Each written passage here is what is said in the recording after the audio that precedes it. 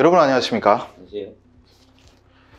오늘 시간에는 지난 시간에 이어 역시 탈북민 출신의 인천 한나라 은혜교회 김건능 목사님을 모시고 이야기를 나누도록 하겠는데, 지난 시간에 제가 피드 말씀드렸지만은 이분은 2002년부터 2011년까지 중국 감옥에서 10년 동안 복역하고 한국에 오신 분인데, 뭐 복역 사유에 대해서 그 중국 검사들이 사건 기록 다 보고 감동해서 너 북한 가면 죽으니까 우리가 감옥에 10년 보내줄 테니까 일단 살아라 해서 감옥에 갔던 사례고, 그 자세한 내용은 나중에 말씀드릴 텐데, 근데 이분이 감옥에서 정말 그 형기를 마치고 나오는 날 어떻게 돼서 여기까지 한국에 살아왔는지 제가 들었는데요, 정말 소름이 끼치도록 전율이 있는 그런 얘기를 제가 들었습니다. 정말 이럴 수가, 이렇게 극적으로 생존할 수가 있을까?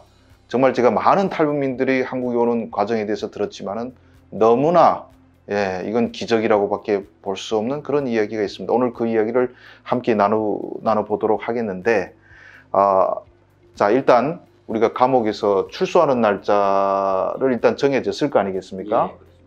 언제로 출소 날짜가 정해졌습니까? 제가 2년 4개월을 감형을 받았기 때문에 출소 날짜가 2011년 12월 20일이었습니다. 예, 그날에는 북한으로 넘어가는 날이었죠. 우리 주영건 탈출을 얘기할 때 탈북민들은 출소 날짜가 다가오는 것이 특별한 의미라고 제가 얘기를 했거든요. 그렇습니다. 근데 그걸 생생하게 경험했을 거 아니에요? 예. 그분도 아마 북한으로 넘어가면 자기의 운명에 대해서 엄청나게 근심을 많이 했던 것 같습니다. 그런데 저 같은 경우도 사실은 마찬가지입니다. 제가 뭐 신앙인으로서 우리 탈북민들에게 신앙을 전했고 또 구출을 했고, 뭐 그러한 죄는 북한에서 가장 싫어하는 죄이기 때문에 체포됐을 때 저는 북한에 가면 죽는다라고 하는 것을 늘 염두에 두고 있었죠. 비록 10년이라는 판결을 받았지만 그 시간 동안 늘 내가 나가는 날에 대해서 늘 생각 안 한 날이 거의 없을 정도로 생각할 수밖에 없는 그런 상황이었습니다. 뭐 생각하면 어떤 생각합니까? 내가 그 중국에는 또 사형을 많이 하거든요. 사형장에 끌려가는 사람들도 많이 봤어요. 어떤 사람은 막 두려워서 막 울면서 가는 사람도 있고, 내 모습은 어떤 모습일까라는 것을 많이 생각을 해봤습니다. 당당하게 나는 죽음을 맞아 북송될 수 있을까? 예, 아니면 죽음이라는 건 본능적 두려움이기 때문에 나도 눈물 흘릴까? 그렇죠. 내가 강하고 싶어도 그렇지 안 되는 경우도 있거든요. 그래서 나는 과연 그때 어떤 모습일까라고 하는 것, 거의 10년을 그것만 준비하면서 이제 마음 준비를 했다고 봐야 되죠. 하루하루 다가가고 이제 당장 뭐 한 며칠 뒤면 출소한다. 이때는 뭐 이 감정이 상상하기도 어렵네요. 자, 그래서 며칠 날에 출소하기로? 이제 지금 출소 날이 다가와서 마음의 준비를 하고 있을 때에 18일이었어요. 아직 이틀 전인데 경찰들이 저를 불러서 나갔더니 그 처벌방이 있어요. 처벌방에 저를 데리고 가서 옷을 홀딱 벗기더라고요. 홀딱 벗기고 뭐 어디에다 뭘 감췄는지를 하나하나 살펴보고 다시 옷을 입히고 수시하고 족쇄를 채우는 거예요. 그러니까 아직까지 형기가 이틀이 남았습니다. 그리고 나갈 사람은 오히려 제일 안전한 사람이 일반 사람들은 집에 갈 사람이기 때문에, 그런데 저와 같은 경우는 그분들도 알기 때문에 혹시 도중에 극단적 선택하거나 이제 도주할까 봐 우려했던 거죠. 미리 이틀 앞당겨. 그렇죠. 예상 못할 때 탁 와서. 그리고 정상적으로는 19일 날 저녁에 장춘에서 떠나는 기차를 태워서 출발을 하면 아침에 밤새 기차를 가서 아침에 도문에 도착합니다. 그러니까 출소 날이 20일에 딱 북한 넘겨주게. 그게 법이거든요. 그런데 18일 날에 저를 묶어놓고 19일 날 바로 차가 와서 저를 위해서 차 한 대를 대고 저를 거기다 싣고 하루 앞당겨서 비밀내로 북송을 시키는 거죠. 그러니까 예측을 못하게 모든 게 다 이렇게 극단적 선택할까 봐. 그리고 공안들도 끌려나가면 죽는다는 거 아니까 이 사람은 정말 뭐 진짜 자살할 수도 있겠다 이렇게 판단해요. 그래서 19일 저녁에 나가기로 했는데 언제 떠났다고요? 그래서 19일 날 새벽에 차가 와서 출발을 했어요. 그래서 4시쯤에 출발을 했는데 원래 고속도로로 쭉 타고 나오면 10시, 뭐 늦어서 10시 반이면 도착하면 바로 북한에 넘어가거든요. 도문에 가는 거죠? 그렇죠. 도문에 가서 바로 오전에 넘기고 예, 예. 돌아오겠다. 그렇죠. 그래서 훗날에 제가 알아보니까 감옥에서는 변방에다 이야기를 했고 변방에서는 이날에 누가 나온다는 것을 북한 쪽에 이미 다 우려해 놓은 상태로 지금 저는 출발을 했던 거죠. 그날에. 예, 그래서 도착했을 때가 그날 출발할 때가 날씨가 엄청 추웠어요. 그러니까 제가 그 수감자들을 태우는 그곳에 했는데 거긴 난방도 잘 안 되는데 그런데 앞에를 보니까 운전하는 사람 유리에 자꾸 이렇게 뭐가 끼우더라고요. 뿌옇게. 그러면 마른 걸레로 자꾸 닦아줘야 되고 하니까 한동안 속도를 내지 못하다가 고속도로에 들어가는데 타이어가 온다고 하면서 속도를 내지 못하다 보니 19일 날 11시쯤 도착인 것 같아요. 11시. 10시에 도착해야 그렇죠. 되는데. 1시간 좀 넘어서 도착을 했는데 그래 올라가 보니까 대기하고 있던 사람들이 다 없고 식사하려고 한다고 없고 근무 서는 사람들만 이렇게 몇 명이 있더라고요. 그래서 우리 도착하니까 도착했다고 전화를 하는데 전화를 안 받는 거예요. 예.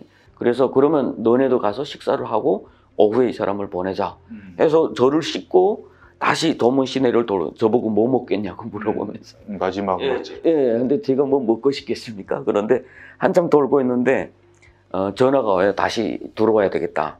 그러니까 아유 잘 됐네. 이 사람 보내놓고 우리 편하게 먹자 하고 돌아갔는데 그때에 그 어떤 분들이 이렇게 나와서 이 사람이 지금 정확하게 북한 사람이라는 게 확인 안 된 것 같으니까 지금은 우리가 받지 못하겠다 이렇게 됐어요.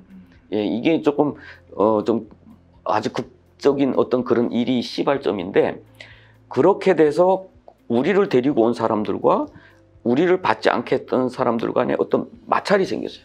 그것이 성까지. 그래서 도대체 무슨 일이 일어난 거냐 해가지고 이 사람 분명히 거기서 지켜라. 이 사람 뭐 누가 돕는 사람이 있는가 보다 라고 하면서 막 복잡하고 있을 때에 제 옆에 지키고 있던 그 경찰관이 핸드폰이 울리면서 이렇게 보더니 저한테 그러는 거예요. 아니 북한에 김정일이 죽었네? 이렇게 알려주는 거예요. 그러니까요. 바로 그날이었거든요. 2011년 12월 19일. 죽은 날은 아닌데 발표한 날이죠. 예. 그래서 저는 거짓말인 줄 알았어요. 예, 그래서 아니 설마요 했더니 이렇게 보여주는 거예요. 그러니까 특보로 해서 이렇게 쭉 나와왔어요. 김정일이 죽었다고. 그런데 변방 사무실에서 우리는 대기하고 있는데 갑자기 웅성웅성하면서 사람들이 막 그 정장하고 달려와서 그 이제 서랍에서 그 총하고 큰 망원경 다 꺼내가지고 나가더라고요. 예, 그러면서 뭐 여기 있으면 안 된다고 그러고 다 나가라고 그러고 예, 그때부터 아주 삼엄함이 느껴지는 거예요. 비상경계 태세. 그렇죠, 그렇죠. 예, 그래서 저는 사실 그때까지 이 사람이 죽음으로써 나의 운명이 바뀔 거라는 생각을 못 하고 그냥 그래도 내가 죽기 전에 이 사람이 먼저 가는 걸 보는구나. 뭐 이렇게 좀 스스로 위안이 조금 되더라고요. 정일아, 내가 너보다 더 오래 산다. 뭐 이런 거. 그러고 있는데 뭐 시간이 지나면서 이제는 이 사람을 더 이상 북송시킬 수 없다. 빨리 나가라. 변방 측에서 자꾸 그러는 거예요. 골치작거리지 지금. 그렇죠. 특별경인데 좀 더 와서 기다리고. 맞아요. 여기 당신은 있으면 안 된다. 그리고 이렇게. 그래서 이 사람들은 또 위에서 명령이 떨어졌으니까 나가지 않고 계속 대기하고 우린 있다가. 보내야 된다. 그렇죠. 그래서 저녁이 되니까 어쩔 수 없이 그 주변 호텔로 가서 손과 발이 다 묶인 채로 이렇게 호텔에 있었던 거죠. 예, 그런데 정말 잠은 안 오더라고요. 이게. 갑자기 뭐 일사천리로 쭉 나가면 되는데 순식간에 딱 멈춰서는 순간 예, 이렇게 죽음의 나락으로 떨어지다가 뭔가를 이렇게 붙잡은 것 같은 더 아찔해지는 그런 느낌이 왔었어요. 그때는. 그리고 거기서 자고. 예. 그럼 다음날 당연히 북한은 못 받을 거 아니에요. 예, 그러니까 다음날도 하루 종일 대기를 하라고 그래서 대기를 하고 있는데 감옥에서 저를 통제할 수 있는 시간이 20일 밤 12시입니다. 그게 형기가 딱 끝나는. 그렇죠. 그러니까 저녁 6시가 되니까 위에서 막 전화가 와요. 그래서 이 사람을 연변의 어느 공항국에다 보내주라 해가지고 저를 거기다 또 태워다 주고 이분들은 다 가버린 거예요. 잡준 사람들은 가고. 예. 그래서 연길에 넘어갔어요? 예. 어디 구치소? 예. 연길에 또 제가 제일 처음에 체포됐을 때 시작되었던 그곳으로 또 다시 돌아가니까. 다시 돌아가니까. 예. 거기 사람들은 또 그래 10년 만이면 알아보는 사람 없겠죠. 없죠. 뭐 아주 이제 뭐 가끔씩 저쪽 있는 것 같은데 보지는 못했어요. 그런데 처음에 들어가니까 공안들이 저를 보고 이렇게 뭐 조사를 조금 해요. 그러다가 제 말투가 아무래도 조금 북한 말투니까 말투 들어보니까 북조선 새끼 맞네. 당장 북한에 보내. 뭐 이렇게 욕하더니 한 며칠 있다가 와서 달라진 거예요. 이분들이 태도가. 그러면서 저에게 엄청 적극적으로 잘 해주고 너희 부모들이 이미 한국 갔으니까 이게 좀 뭔가 해오면 되겠다. 이런 식으로 해서 살려줄게. 예, 좀 뭐 많이 이렇게 좀 도와주시는 게 느껴졌습니다. 그때. 그래서 어떻게 살려? 그래서 사실은 그 이제 통일부나 이런 곳에서 우리 부모님들이 여기 가 계시니까 가족 관계가 있다. 이거 증명해주면 사실은 제일 좋다고 하죠. 정부 기관이니까. 근데 정부 기관에서는 그건 안 된다. 통일부 말했는데 그거 안 해준다. 예, 그게 안 된다. 어렵다. 야박하다. 뭐 이렇게 됐습니다. 그러니까 그분들이 다시 그러면 부모님들의 머리칼이나 이거 가져와라. 그래서 가져다 줬더니 자신들이 뭐 와서 다 피를 뽑아가지고 가서 검사를 했습니다. 검사를 하고 뭐 조사를 뭐 3개월이나 거쳐서 다 하고 나서 2012년 3월 16일 날 국에서 국적 불명자로 이렇게 이렇게 해줬죠. 그러니까 이게 이번에 서류를 보면 중국 공안들도 그 참 감동받을 수 없는 그런 사연들이 쭉 있는데 아무튼 북에 가서 죽게 하지 않으려고 나름 공안들이 진짜 배려를 베풀어요. 참. 그러니까 누구보다 이제 내가 어떻게 될 거를 잘 아니까 이분들이. 그때 우리 김 목사님 구출해 주느라고 노력하신 그 조선족 공안 어느 분이신지 모르겠지만은 평생 복 받으십시오. 그리고 그래서 나왔는데 뭐 탁 10년 만에 감옥에 딱 나오면 뭐 기분이 어떻습니까? 이번에는 진짜 끌려가는 게 아니고 그냥 나오잖아요. 예, 그냥 나오는데 사실은 사람이 쾌락이라는 것은 자기가 계획했던 대로 되거나 조금 플러스 때 이제 쾌락이 올 텐데 이건 완전히 나하고 상관없는 대로 이렇게 일이 진행되다 보니까 이게 내가 이래도 되나 오히려 이게 믿어지지도 않고 오히려 이 사람들이 뒤로 나를 또 납치해서 보내려고 하나? 뭐 이런 생각까지 사실은 들었었죠, 사실. 예, 그래서 풀려 나오니까 또 한국 영사관에서 연락이 와서 사진 보내달라 해서 보내줬더니 그때 한국 여권을 이렇게 임시 여권을 보내왔어요. 그럼 비행기 타고 오셨나? 예, 그래서 그걸 가지고 공안에 갔죠. 하니까 그걸 뺐더라고요. 그러면서 이것으로 네가 대한민국에 보내면 우리가 네가 대한민국 국민임을 인정하는 거랑 같으니까 우린 그렇게 못하겠다는 거예요. 그래서 자기네가 여행증을 해서 공항까지 이렇게 데려다 준 거죠. 아니 그 대한민국 여권이 아니라 자기네가 뗀 여행 증명서를 가지고 이제 공항까지 태워다 준 거죠. 예. 근데 그 공항에서 그 처음에 10 몇 년 전에 우리 김 목사님을 체포했던 그 체포할 때 동원 총 지휘를 했던 분이 그 공항을 지키는 변방 총또 책임자더라고요. 예, 그래서 제가 나간다고 하니까 반갑다고 뭐 이제 발해주려고 한다고 그러다가 회의가 있다면서 자기 부하들을 이렇게 별단 사람들을 보냈어요. 그래서 잡아놓고 또 이제 잘 가라. 그러니까 잘 됐다고. 그러면서 나갈 때 뭐 가서 잘 살으라고 뭐 이렇게 이야기를 해주시더라고요.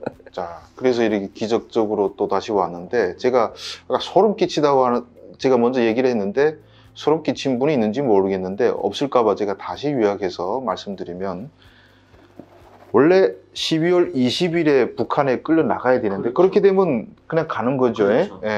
김정일이 죽은 게 알려지면 좀 며칠 연장해 갈 수도 있고 그런데 공안에서 야 21일 날은 이 사람은 북한 가면 죽을 사람이니까 자살할지도 모른다 해서 꾀를 내가지고 하루 앞당겨서 이틀 앞당겨서 붙잡고 19일 날에 하필 새벽에 새벽에 떠났고 이건 정말 예측 안 했던 그게 하나의 기적이고 근데 가는데 그날따라 추워가지고 차가 속도를 못 내서 10시에 도착할 차가 11시에 도착해버린 거예요. 10시에 도착했으면 그냥 넘겼죠. 근데 11시 오니까 기다리던 사람들이 왜 안 오지 하고 밥 먹으러 갔는데 그러다 보니까 못 나갔는데 하필 또 그 순간에 김정일이가 죽어버렸어요. 김정일이 죽으니까 또 북한에서 애도 기간에는 일체 세관 다 문 닫으니까 못 나가고 있다가 그러다가 또 그 기간에 보관이란 말 적절한데 일단 이쪽에 두느라고 연길 감옥에 갔는데 감옥 그 담당자들이 보니까 야 이거 감옥 죽겠다 해서 갑자기 동정심이 생겨서 살아날 수 있는 새로운 제안을 해서 중국 공안의 사람들이 감동해서 또 살려보낸 정말 기적의 연속이라고 볼 수밖에 없는 그런 사연을 오늘 시간 들었습니다. 그러면 다음 시간에는 우리 김 목사님이 왜 감옥에 갈 수밖에 없었는지, 여러분 그 크로싱이라는 영화를 보셨지만 정말 그 철민이라는 어린애가 몽골 사막에서 죽은 사건 있죠. 그 사건부터 시작해서 정말 또 드라마틱한 이야기 다음 시간 계속 들려드리도록 하겠습니다. 긴 시간 동안 시청해 주셔서 감사합니다.